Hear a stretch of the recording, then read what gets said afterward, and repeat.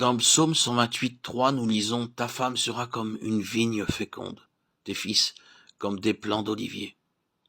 C'est une belle image qui exprime comment nous nous soumettons à la discipline du Seigneur Jésus-Christ en tant que membre de son corps. Le Seigneur désire que chaque croyant jouisse d'une vie féconde.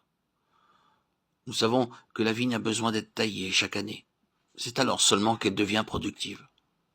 De la même manière, si nos vies doivent porter du fruit pour le Seigneur, il faudra que nous passions par des épreuves et des souffrances. En Christ, la taille permet de diriger la croissance de la vie tout entière, de manière à ce que les branches ne poussent pas au hasard. Toutes ces leçons doivent être apprises dans la maison de Dieu. Le verset 5 dit « L'Éternel te bénira de Sion, et tu verras le bonheur de Jérusalem. » Sion désigne l'Église céleste, et Jérusalem, l'Église sur cette terre. Pour prospérer, la vigne a besoin d'un bon engrais, et il est nécessaire de l'appuyer par des tuteurs et des câbles. De la même manière, lorsque nous nous réunissons en tant que frères et sœurs dans la foi pour la prière, l'adoration et l'étude de la Bible, nous sommes fortifiés dans notre être intérieur. C'est dans sa maison que nos fardeaux sont enlevés, que nos questions reçoivent des réponses et que les vies deviennent plus soumises à sa volonté. Alors, nous sentons plus intensément sa présence et nous sommes protégés contre les machinations visibles et invisibles de l'ennemi. Nous pouvons triompher de nos épreuves par l'amour, la coopération et la solidarité dans la prière d'autres croyants.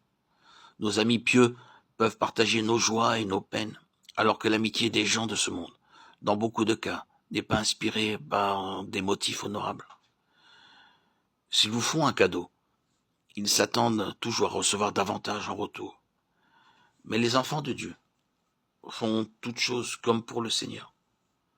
Ce genre d'amour et de solidarité apporte beaucoup de bénédictions dans nos vies. Lorsque nous nous soumettons à la discipline de l'Église, l'ennemi s'oppose à nous dans toute sa fureur. Les 2 premiers versets du psaume 129 décrivent comment le peuple de Dieu doit passer par tous les types de souffrances. Dieu veut vaincre l'ennemi et révéler sa gloire et son amour au travers de l'Église. Le Seigneur lui-même a promis que les portes de l'enfer ne prévaudront point contre elle. Matthieu 16, 18, 19. Ainsi donc, le fait d'être ensemble en tant qu'Église, qui est le corps du Seigneur, peut nous sauver des attaques de l'ennemi. Dans Éphésiens 4, 11, 14, nous trouvons le plan de Dieu par lequel ses enfants peuvent parvenir à la maturité. Dieu accorde un don quintuple à l'Église, à savoir des apôtres, des prophètes, des évangélistes, des pasteurs et des docteurs. Au travers de leur quintuple ministère, des âmes naissent de nouveau et sont amenées à la stature parfaite du Seigneur Jésus-Christ. L'expérience nous montre comment l'ennemi suscite l'opposition de beaucoup de côtés, à chaque fois que les gens commencent à marcher dans la voie d'une obéissance parfaite, par une pleine participation dans la maison de Dieu, tels que le baptême, l'adoration, la prière, l'étude de la Bible. Pour reprendre les paroles du psalmiste dans le psaume 129, 2, il essaie d'affaiblir nos mains par une fausse propagande et entreprend beaucoup d'autres choses pour entraver l'œuvre de Dieu.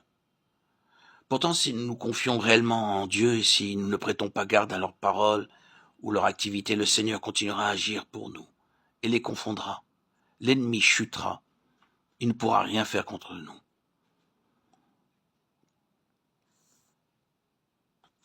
Personne ne pourra vaincre les serviteurs de Dieu. Entraver l'œuvre du Seigneur.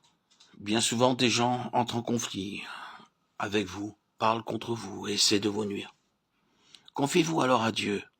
Ne vous signalement de leurs propos. N'essayez pas de vous venger d'eux en aucune manière. Qu'il vous suffise de penser que leur propre crachat retombe sur ceux qui s'en prennent à la lune. Nos ennemis ne peuvent nullement nous nuire, mais le mal qu'ils ont comploté les atteindra inévitablement.